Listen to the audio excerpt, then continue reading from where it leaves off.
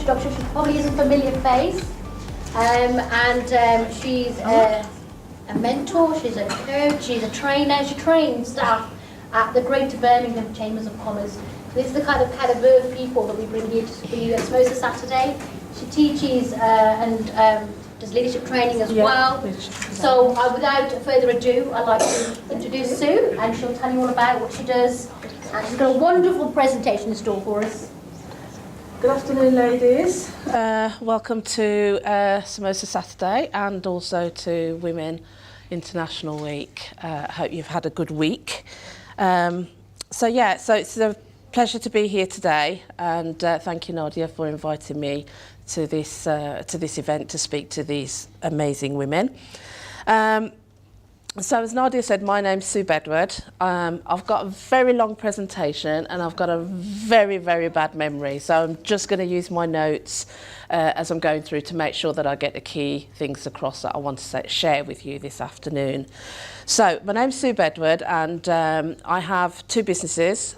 One is Midlands Business Leadership Academy, which is an accredited training centre for SPEDI accredited qualifications. And as Nadia said, a lot of my work involves working with institutional business support organisations like local authority and the chambers.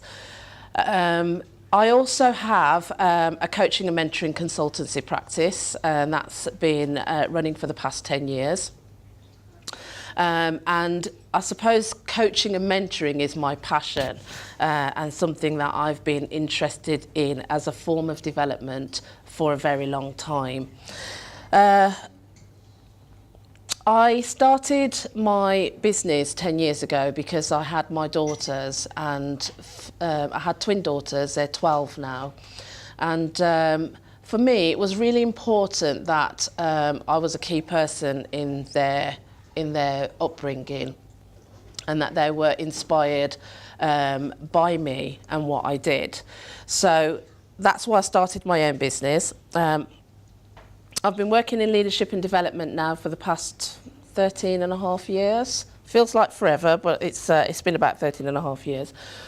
I'm a local girl, born in Handsworth, woman of colour, woman in business, single parent.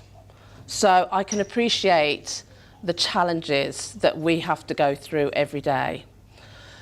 So I'm hoping that by the end of this presentation, I can share with you some of the tools and some of the strategies that I have applied to allow me to be the woman that's standing in front of you this afternoon. My presentation is about 5 steps to coaching yourself to success. Now, I know this lady came up earlier and was saying that she started working with women, and then when you left, everyone sort of fell by the wayside.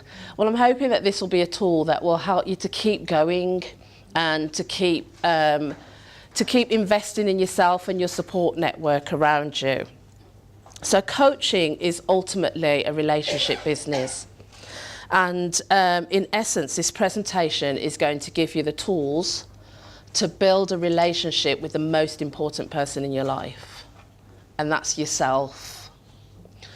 So the first step to coaching yourself to success is to set yourself goals. The next step is to build your self-knowledge. Also, in terms of coaching yourself to success, one of the key things is you need to build good networks. You also need to commit yourself to action. So for anything to move forward, for anything to get done, you have to commit yourself to action, take that step. And the fifth step to coaching yourself to success is really about being ready to receive. So I'm going to share with you a quote by a lady by the name of Helen Keller. She was a blind woman, and basically Helen said that the only thing worse than being blind is having sight but no vision. Now for me, that's a very powerful statement, because I see so many people, I work with so many people that have sight, but actually they have no dreams, they have no vision about their future and what they want to, where they want to be or what they want to do. So I'm going to ask you all to just experience visualization for a moment and close your eyes. No peeking, everybody close your eyes please. Right, I want you to imagine that you have a red apple in your hand. And the apple is red and bright and it looks absolutely juicy. And as you're holding the apple, I want you to just slowly bring it up to your lips and take a bite. And I want you to experience biting into that apple and feeling the juices and the flavour, the smell, the sweet smell, the stickiness of the juice of the apple on your lips, the sound it makes as it's crunching inside your mouth. And just enjoy that experience of eating that apple. Now I want you to open your eyes. And that, ladies, is the power of visualization. In the dictionary, a vision is using your imagination to create something. So when we talk about having sight but no vision, if you don't have a vision, you can't have a plan, you can't have a goal. So the first step to coaching yourself to success is to have a dream, have a plan. Once you have a vision, then your vision will become a goal when you take action to step in towards it. So your step one is to have a goal, set yourself a goal. And your goal will come from taking action towards your vision or your dream. When you have your goal in place, there's two keys that you need to think about when you are making your goals. The first one is you need to have clarity. Be purposeful when you set your goal. Think about, what is it this goal is going to give me? What am I going to achieve? How is my life going to change when I achieve it? What does it look like? What's around me? How am I feeling? And this is all part of the visualization exercise that I've just taken you through. But what that does is, by going through that visualization process, it sets your intention to have clarity about your goal. The second thing that you need to do when you set your goal is to be committed. Without that, you'll find that when the going gets tough, you'll get going. So it's really important that you commit yourself to your goal when you've made that decision. In the words of Albert Einstein, when it comes to visualization, Albert Einstein once said that logic will take you from A to B, but imagination will take you anywhere. And we have, as women, as part of the human society, we have that power and that capacity in each and every one of us to do that. Step two is to build self-knowledge. So Socrates talks about the unexamined life is not worth living. And what he meant by that is, he meant that it's really important to live on purpose and to know yourself. It's interesting because I work with a lot of clients who think that, well, nobody knows me like me. But actually, each and every one of us are blind to our habits. We're blind to our patterns of behaviour. So sometimes it does take somebody external to you to point out your patterns of behaviour to you. I know sometimes you go along and you're doing something and somebody flags it up and you say, oh, I didn't know I did that. I didn't know that's how I came across. Has anybody heard of the 360 assessment tool? Okay. So you know, those of you that have heard of it, that there's a process that you follow. The individual completes a series of questions, but then so does that individual's line manager, their team or subordinates, and also their peers. And what's interesting is that when that individual is looking at what everybody thinks of him and reviewing what he actually thinks, him or her actually think of themselves, there's always a disparity. So this is a really good tool in terms of raising self-awareness and understanding how you're coming across to other people. So when Socrates talks about the unexamined life, it's about thinking, what are my habits? What's holding me back? And one of the key things will be the habits of your mind. So we're right, build self-knowledge. So in many cultures, self-knowledge is considered the source of wisdom. And when we look at the habits of the mind, did you know that up to 90% of your normal behaviour is down to habit? 90% of what you do is done through the form of habit, subconsciously.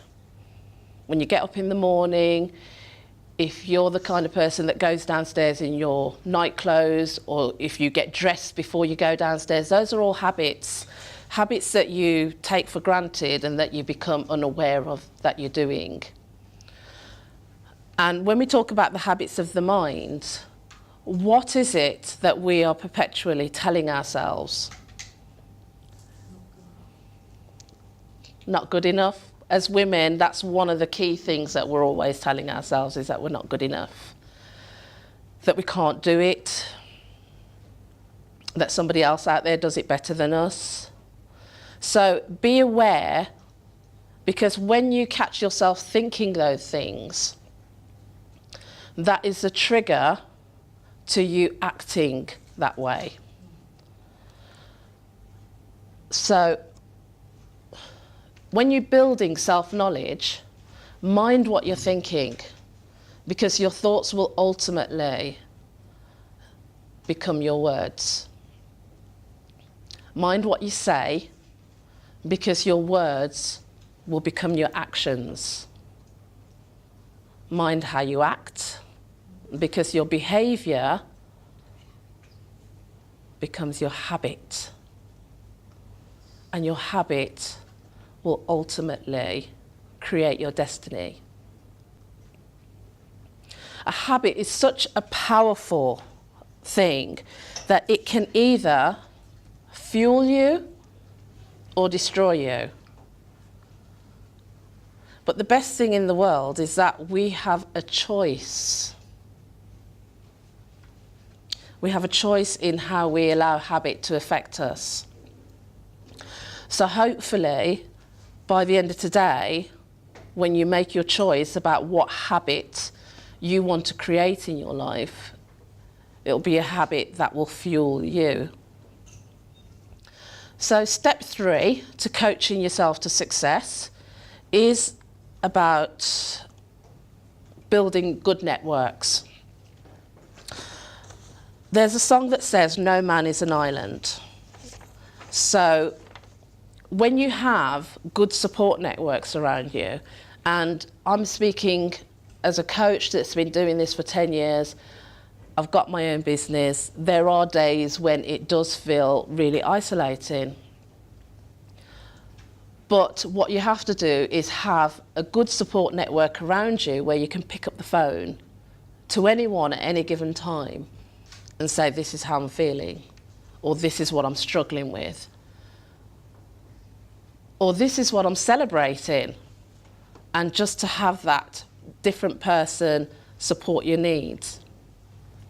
But on a professional level,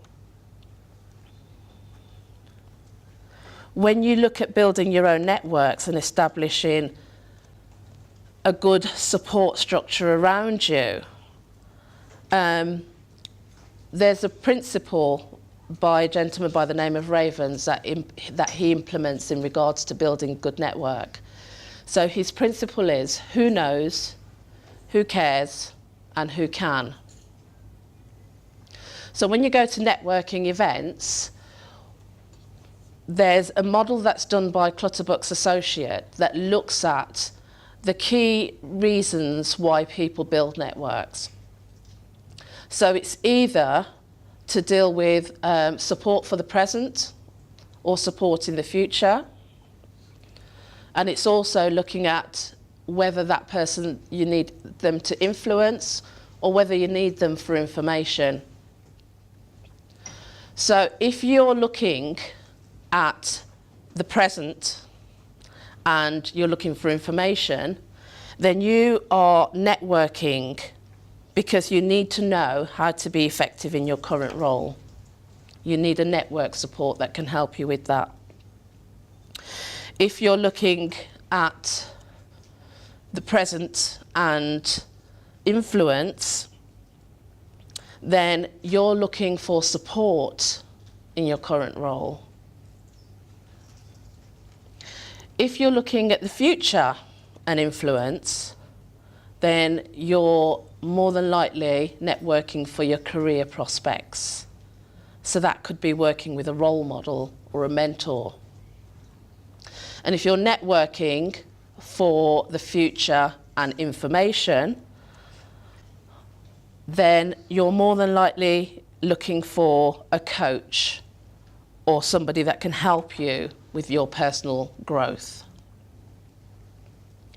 So when you're networking, just think about what is it that I need from this networking event, from this network support. I'll share with you that one of the strongest forms of network that I found over my career has been working with a mastermind group or working within an action learning set.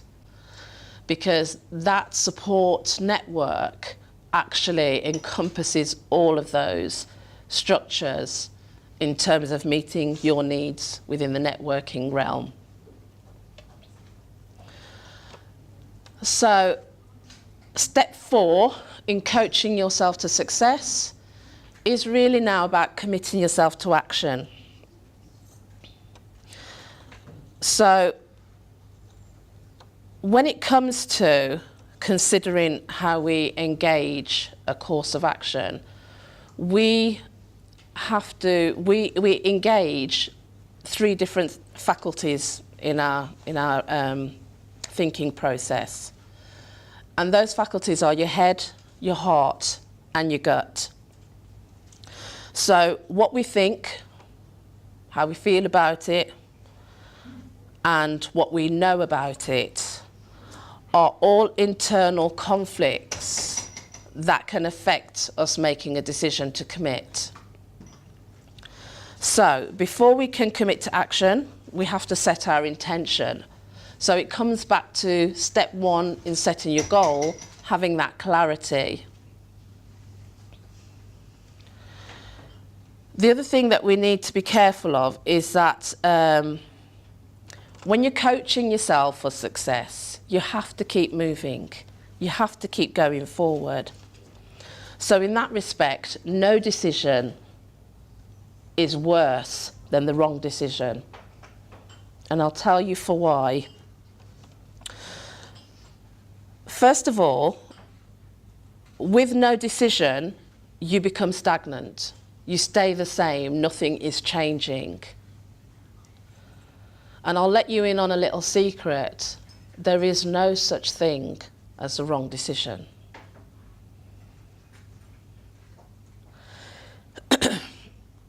Whatever decision you make is going to be the right decision for you. One of the questions that I ask my clients when they're at a crossroad and they're being undecisive is I asked them this question, and I think this is probably one of the most powerful coaching questions that you can get. So my question to them is, if you knew without question or doubt you could not fail and everything would be absolutely ideal, how would you be? And what decision would you make? And what that question does is it removes the fear. There's a book by a lady by the name of Terry Cole Whitaker, and this book is called What You Think of Me Is None of My Business. And basically what she talks about is that sometimes when we need to make a decision, often we're indecisive because of the fear of what other people will think, what other people will judge. If we're not successful, if we are successful. So what this book talks about in What You Think of Me Is None of My Business, it removes that fear so that when you make a decision, you're empowered and you're making the right decision for you. So, step 5,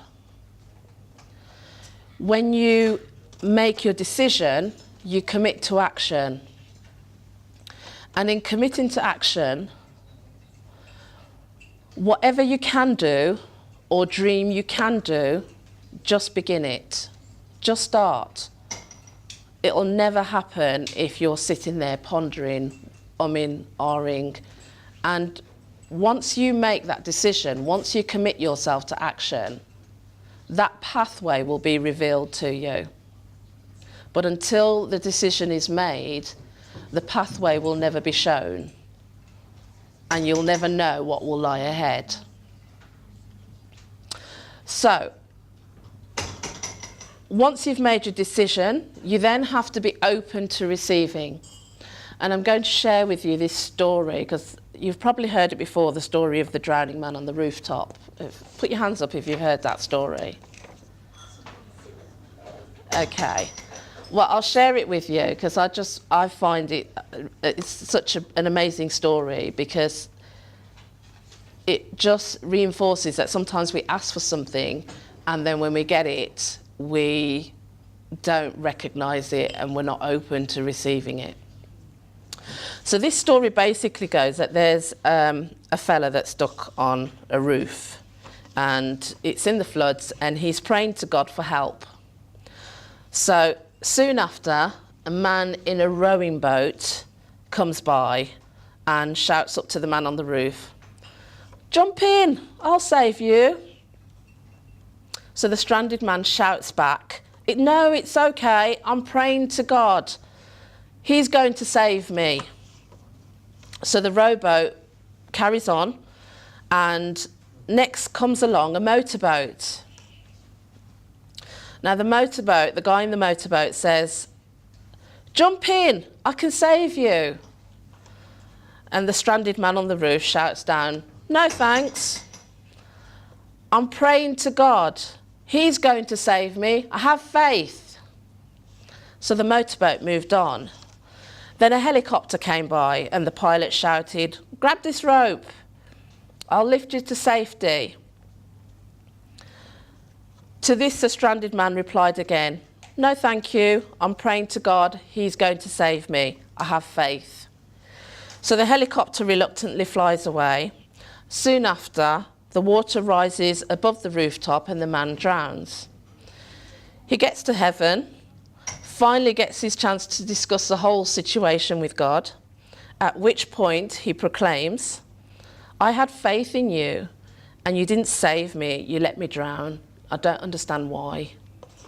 And to this God replied, "I sent a rowboat, a motorboat, and a helicopter. What more did you want?"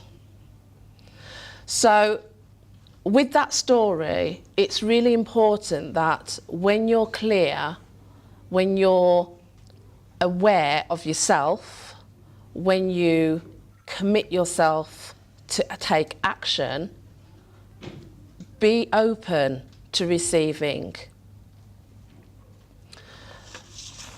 So in terms of being open to receiving, what that means, it means get proactive, start seeing opportunities around you. It means listen and be mindful about what you're saying. It means taking responsibility for yourself.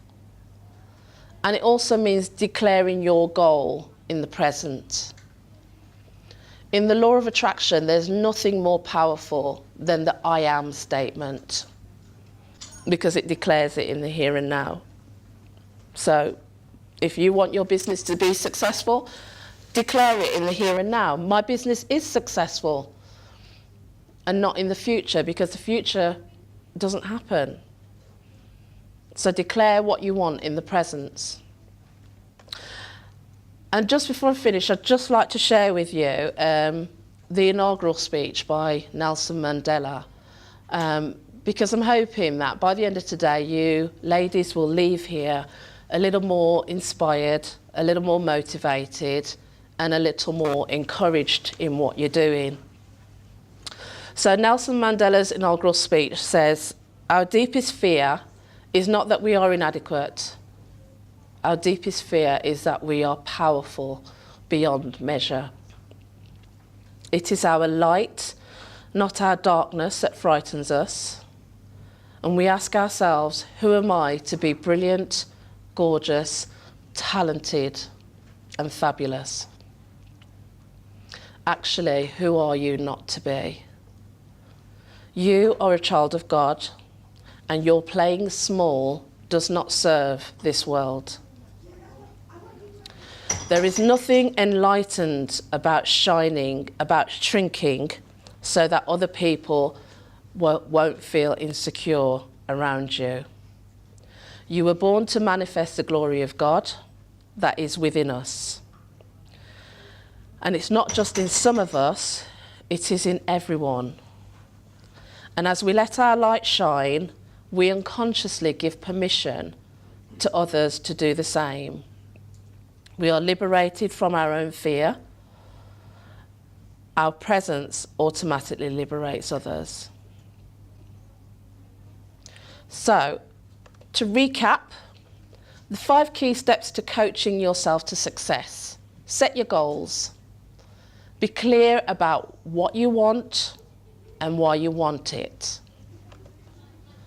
Step 2, build self-knowledge. Be aware of the thoughts, words, and actions which will become your habit and fulfill your destiny. Number 3, build support networks, good support networks. A support network will carry you much further than trying to go it alone. Step 4, commit yourself to action. Be bold, be confident, and be accountable. And step 5, be ready and open to receiving. Actively seek out opportunities and take control. Because until we are free to think for ourselves, our dreams are not free to unfold. So, I just want to finish off by giving you ladies an opportunity. I will be launching a mastermind 60 days coaching program as of next month. Now, the steps that I've shared with you today are easily implemented in your life if you follow those 5 steps. But the benefits of working one-on-one with a coach can help you to clearly define your success goals, can give you a competitive edge in your business, can unlock your untapped potential, expose your blind spots, hold you to account, and increase your productivity. Now, usually a program like this, on an event like this, registration would be £575. But because it's Women's International Week, And because you're all gorgeous women in this room today, I will be offering a 25% saving on this cost for today only if you register. That's a saving of £144. So you would pay, if you registered today for this programme, it's 60 days, you would need to commit, take action, you'd pay £431. So your investment, you'll receive one-to-one goal clarity coaching. You'll also get a psychometric profile report on your blind spots. You'll have access to 4 VIP focus work groups with amazing, gorgeous and fabulous women like-minded like yourselves. And you'll also have a weekly check-in meeting with telephone coaching to see how you're getting on in your business and in your life.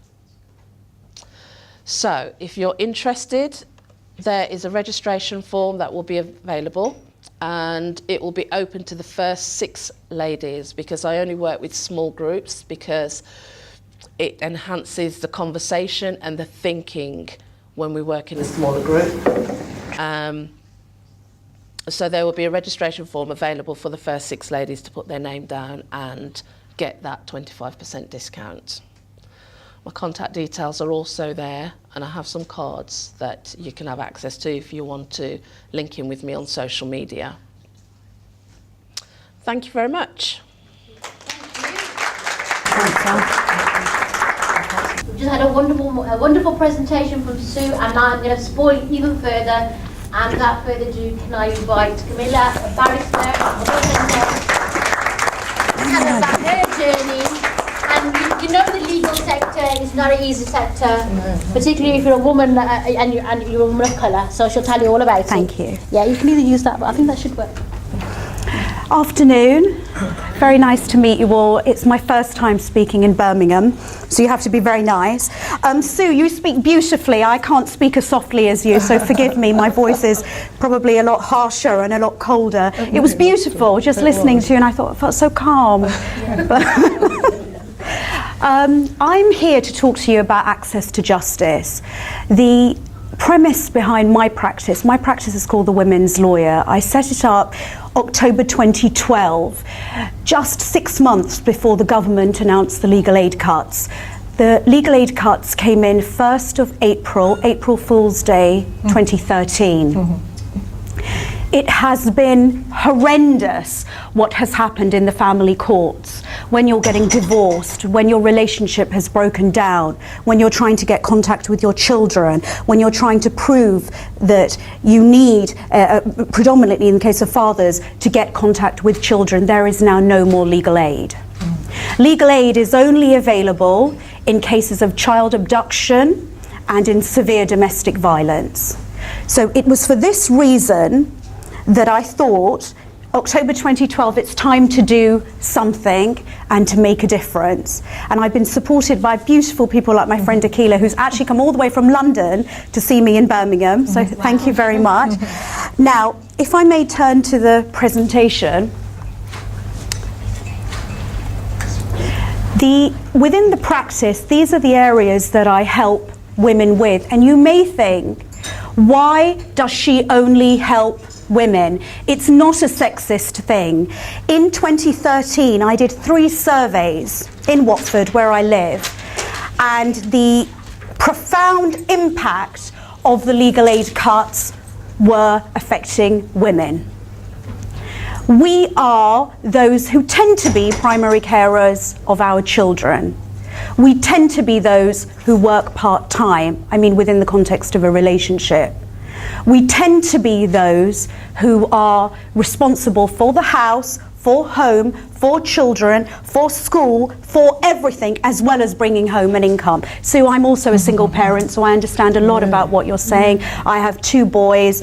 I separated from their father when one was 2 and the other one was newly born.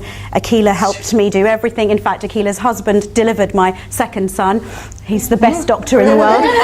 And we call him Dad to Aidan, the younger son. But the point is that it was from that time, that was September 2005, when I became a single parent, and it was in my mind to make a difference from then because I saw how solicitors treated me. I didn't find you then, I should have. And I went through 3 lots of solicitors. I spent £36,000. I was 29 years old and I almost went bankrupt. And if I did go bankrupt, I wouldn't be allowed to practice law. So it was a horrendous time. Aman now is nearly 14. He's nearly 6 foot tall. He's very cool. So it was so important, given what I had been through, to make a difference. And in all honesty, I didn't have the confidence to do it for a long time because I was lecturing law, and it's so much safer to have a regular salary. And I was petrified, and I thought I have no right to set up on my own. And Akila, it was people like you, and I said, I want to do something, I want to make a difference. And today, the practice has grown such that I have returned to the bar full time, in fact, in February of this year. Thank you. I wear my wig and I go to court and I fight with people all the time, and it's brilliant. Yeah. So, the practice is founded on principles of access to justice. Given the legal aid cuts, it has been so important to allow women to access lawyers. The average in Watford is between 280 and 320, between that range plus VAT per hour. I charge £68 per hour, and it is a lot of money, but it is so much less than what other people charge, and it is so important that we can give those women access to justice, because otherwise they can't see solicitors, they can't see barristers, they can't get their case into court, and the requirements to prove entitlement to legal aid are frankly horrendous. You need to get a letter from your GP. Sometimes that costs £175 just to get the letter to prove you've been battered in some way in order to be entitled to legal aid. And of course, if you own your own property and you have savings over, I believe, £16,000, you wouldn't be entitled anyway. But legal aid is for child abduction and for severe domestic violence. Otherwise, it just does not exist as of April Fool's Day 2013. This is what I've put here. The purpose of legal aid is to ensure everyone in society can equally access safety and justice through the law. I hope you can all resonate and understand this. The law in England and Wales is not just for the wealthy. The law in England and Wales is not just for those who can afford £300, £400, £500 per hour. It should be for all of us. It should be for everybody. It should be equal. It isn't. The reality is it isn't. So I do a very small thing, and when Nadia met me at this awards and she said, Camilla, would you talk? I thought, if I can create awareness of the work that I do, albeit in a very, very small capacity with you lovely women here, then I'm doing something good. So these are just, I'll be quiet for a moment, but these are just some of the examples of cases that did not meet legal aid requirements. These are the sort of issues that I see every day, and it is incredibly harrowing to tell these women, very sorry, you're not entitled to legal aid. It's a horrendous I see it, Beverley. I'm in the courts and you can see children being taken away from their parents. They can't afford lawyers and they can't afford representation, and a lot of them don't speak English as their first language. So it's a very, very difficult thing to not just to witness as a lawyer, but also as a mother. These are links which I'm happy to email you these slides if anyone did want to. What I wanted to show you were numerous links on the effect of these cuts. I wanted to show you how it's affected women, and I wanted to show you why I called my practice the women's lawyer. I have come across a lot of slack. I've been called sexist, I've been called lots of things. Why are you just helping women? And then interestingly, a solicitor's firm opened in London last year just for men. Oh, God. So that was on the sort of Fathers for Justice lines. But Nadia has the slides. If anybody wants them, Yeah, please. we'll send the slides They can be circulated. The law changed very, very recently with a very important case that was taken to the court by Rights of Women. And one of the fundamental things that changed was now financial abuse is seen as domestic abuse. It was very, very difficult when clients would say to me, Camilla, he controls all the money. I don't know what he earns. And I say things like, does he have a pension? I don't know. How many bank accounts does he have? I don't know. And some clients, I have to admit, I found it's particularly difficult to believe, I get an allowance every month. But financial abuse is not bruises. You can't go to a GP and say, look what he's done. But it is internal and it is damaging. Absolutely. And it is so important. You see, I think the judges in this country and of course Parliament, they don't realise, because they're predominantly white middle class men, they don't realise what we go through. And we are not just women, mothers, working part-time perhaps, etc. But we also, for a lot of us in this room, are Asian women. And it is very difficult, very, very difficult for those sort of people in Parliament, in the judiciary, to understand what goes on in our homes. It's like a double barrier. Yeah. So I think, with taking legal aid away, it's a ripple effect is what I'm trying to say, but this is one good thing that's come out of it. Cascade effects, isn't it? Exactly. With our children and so these are just examples. The victim can't go. These are examples that I have seen in work. I think I've talked about withholding money, giving an allowance. The victim's not allowed to make investment banking decisions. The husband frequently says things like, or partner, it's better to put the property in just my name. And then of course you have to explain the repercussions of why that is not a good idea.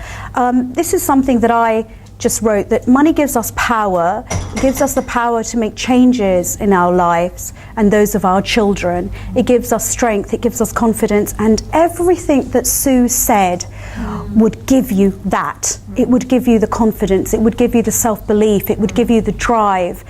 And to make a difference, and for our children to see that we are making a difference. I only do a small thing. I'm in Watford. It's not a big firm. It's me. I've converted my garage into an office. But just that small thing that I do, and just like what Nadia, what you do, and all the amazing ladies on the panel, we're all making a difference in a small way, but it collectively, it is brilliant. This is just on a more personal level that I've touched on before. In our society, particularly in the Asian Muslim society, it's still very, very difficult to get divorced. I have a client whose husband is on Shaadi.com. I don't know if you all know Shaadi.com. And he is looking for a second wife. He's a doctor, she's a doctor, so very well-educated people. And he's looking for a second wife. And she found it all, and she posed as somebody else and got in touch with him through this website. And what I'm trying to say to you is, there is still, the point is, she still won't divorce him. Really? Because what will the family say? Cultural pressure. Exactly. So as much as for my English clients maybe, they might say, Camilla, we don't want to do it, but our family are supporting us. It's the right thing to do. We deserve to be happy. I don't hear that, Nadia, from our women. Yeah. And a lot of it is money fear. Yeah. A lot of it. And then, of course, he says, the husband can say, I'll take the children, etc. I've just put something small here. I have 2 boys, I've already told you. And it is so important that the children see, girls see that their mums do something brilliant. That Sue, I'm sure you have 2 girls. twins, that they see, you know, I have 2 boys and I would like for them one day to marry women who are equally smart to them. Yes. Very much. So, and arrange the marriage there. Akila has 2 girls. I've already told them I'm going to choose your wives, and they're like, Mum, you're so modern, but you're not, you know. So exactly, thank you. So it's just so important for our children as well to show them that we are doing something, and then it's not, you know, it's so important. You know, I think it was about a couple of weeks ago, in the school car park I was doing pickup, and a parent drove in, I think it was a Maserati, beautiful car, and I could hear my son's class, he's in year 6, my younger son, and one boy said to my son, I wonder what so-and-so's dad does for a living to have such a beautiful car. And you know, Beverley, I can't tell you, Aidan said, why does it have to be the dad? It might be that the mum is doing something amazing. So I found this Nigerian saying, and it says, nothing is gained by a female giving birth to a female. And it was just so sad to even read that, and to think that we still today have preference for males, for children who are male rather. And you know, I just wanted to talk to you a little bit about prejudices, ensuring equality, ensuring justice. When I say justice, I don't just mean in a legal perspective. I know that's what I do for a living, but I mean in day-to-day, in our thought process, in our manner, in all of those actions, words, behaviour that Sue was so beautifully talking about. I've talked about making a difference, working together so that we can all do something small to make that difference. I liked this quote. I found this online. The woman who does not require validation from anyone is the most feared individual on the planet. I thought it was beautiful, and it's very important that we all educate our daughters, that we all make a difference. It's so important to believe in ourselves. And I'll be frank with you and tell you, when my husband, ex-husband, left, the trauma that I suffered, it wasn't so much because of his departure, it was how my family were with me. And you know, it was so important. Granted, it took some years, but it was so important to get back on my feet, because if I didn't, how could I expect my children to be anybody? And why should we be broken women if things in life don't work out according to plan? I know what happened wasn't meant to be according to my mum and dad, wasn't meant to be in my plan, but had it not, I wouldn't be here today. I wouldn't have met women like you. Akila's husband wouldn't have delivered Aidan. So, and we can do it. You know, we really can. So I just really wanted to end by saying thank you to Nadia for having me here.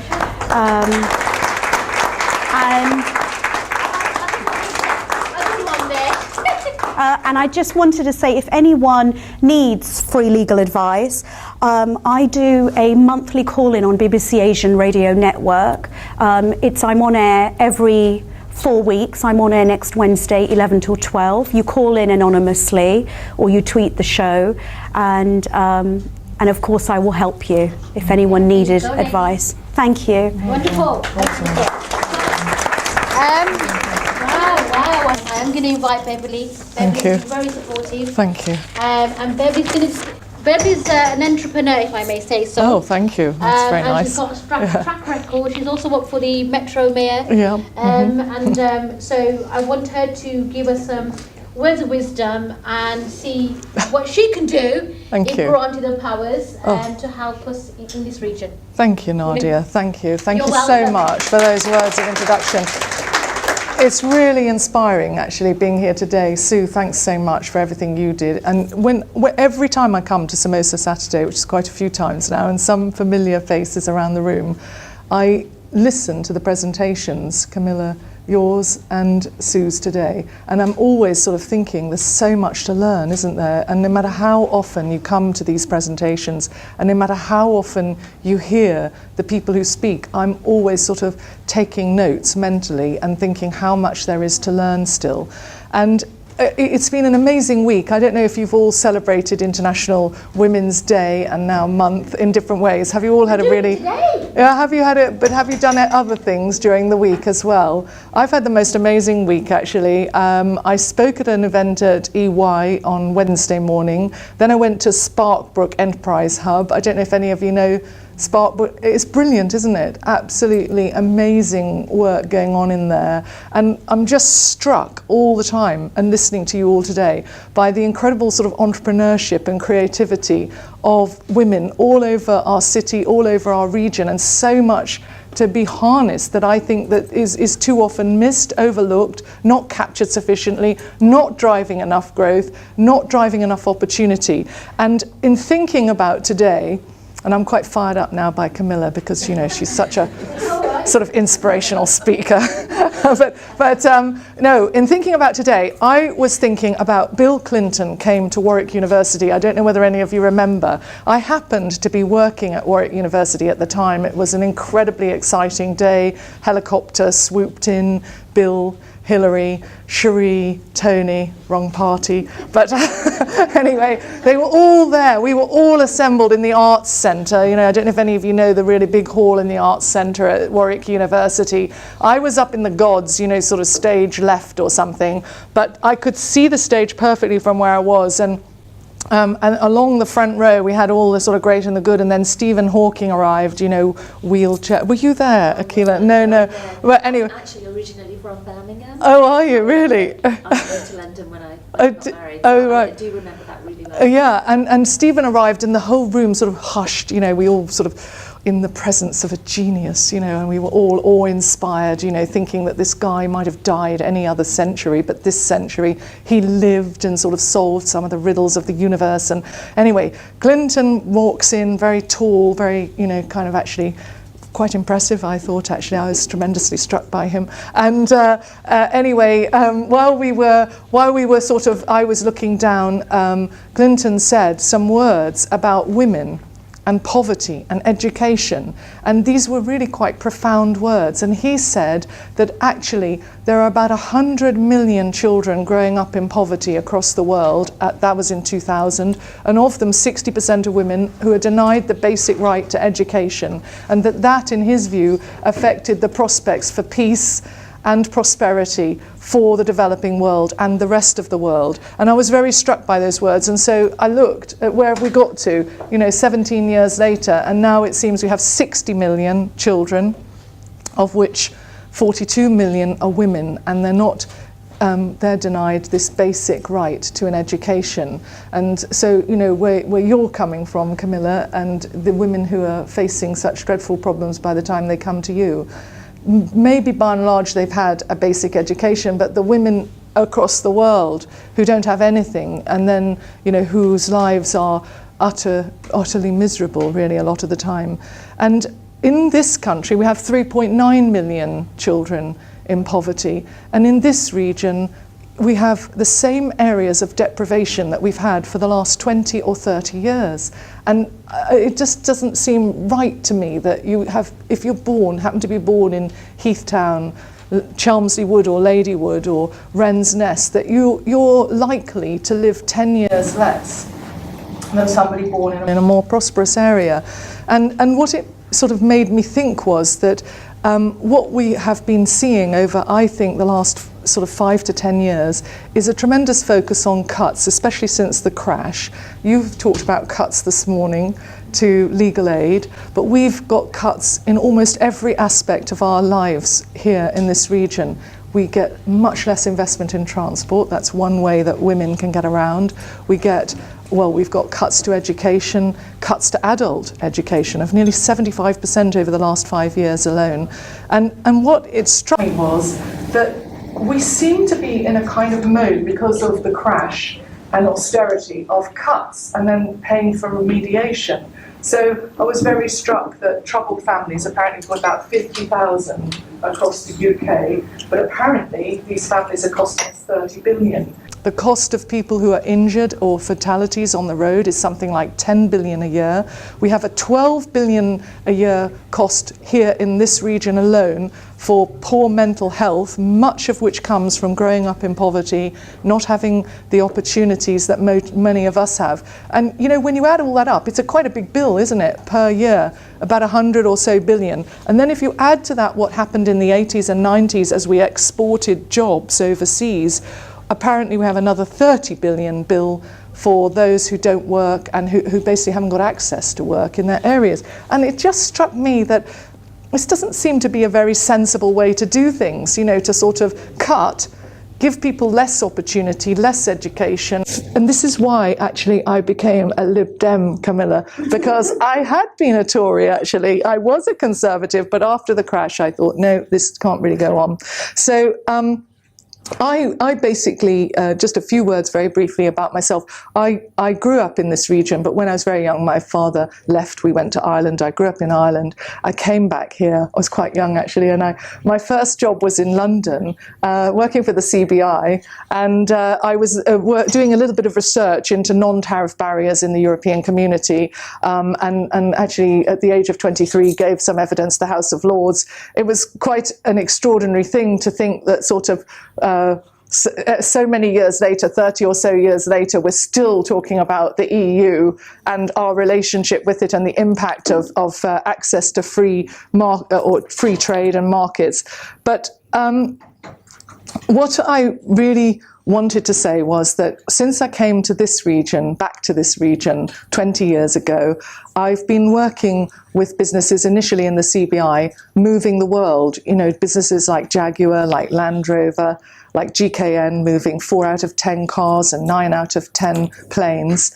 And I've been involved in setting up initiatives to promote this region, Midlands Excellence, West Midlands First, Birmingham Made Me. And then I was involved in moving hearts, you know, working in hospitality, Birmingham Royal Ballet, CBSO, promoting these great brands, Cadbury's. I even found myself in Dubai at one stage with a great big bar of chocolate, presenting it to Sheikh Abdullah, which was one of the rather more sort of absurd moments. It had such a long time trying to stop the chocolate melt on the plane. And then the last 10 years really working to try and move young people's minds and open them to hope and transformation of a great career. And for me, what I feel this region, which voted the largest vote for Brexit of any region, what I think this region was calling for was reform of EU governance, but reform of British governance, inclusivity, sustainability, long-term cross-party plans, and something that we could be proud of as women, a legacy for the future. I was interested in this position, this role of mayor, because I felt that we've had a lot of chopping and changing as our governance has moved from left to right. But what it felt to me, if we really wanted long-term, sustainable, inclusive growth, if we wanted to actually tackle these areas of poverty across the West Midlands once and for all and really work in our communities from the ground roots up, then we needed to change things. We couldn't just stay as we were. And part of the change was women in governance and women in leadership and listening to our diverse communities and involving you in the governance of our region and empowering our communities, not giving the odd sort of sop of a few pounds to keep everybody quiet. And it seemed to me that whilst there are some hard powers around this mayoral role, around transport and housing and a little bit of adult skills and education, it was mostly about the soft powers, about giving us a voice, about our voice being heard and not being refused that voice, and about looking for solutions over a longer period of time than the first year, 3-year term. And I think that now is the time for our voice to be heard, and now is the time for all of you and your talents, your creativity, your ingenuity to not be overlooked, to not be bypassed. And I really want us to use this as the opportunity for us to be heard. And I wanted just to finish on a thought that Noam Chomsky spoke about, and I think Camilla may be referred to, and it was that the biggest change happens when everyday people change the way they do things every day. And for that to happen, everybody in this room needs to get up and take control of their lives and take accountability and move things forward. And I really want to urge you to do that, because otherwise we throw up our hands, we say, I can't do anything on my own. But all of us together, we can do an awful lot, and we can change this place. We can change the West Midlands for the better, and we can make sure that we're not overlooked in the future. So thank you very much indeed. Thank you.